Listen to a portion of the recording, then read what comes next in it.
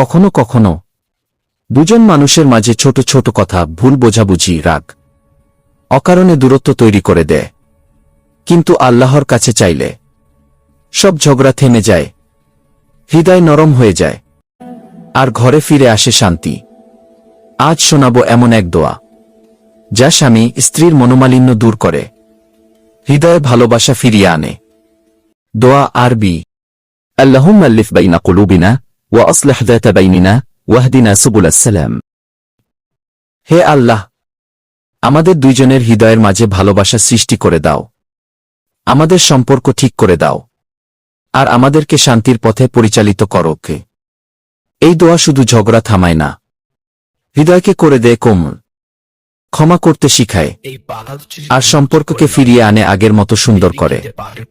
যখনই রাগ বাড়ে, মন খারাপ হয়, এই দোয়া পড়ুন, ইনশাআল্লাহ ঘরে ফিরে আসবে শান্তি, আর ভালোবাসা থাকবে আগের চেয়ে গভীর।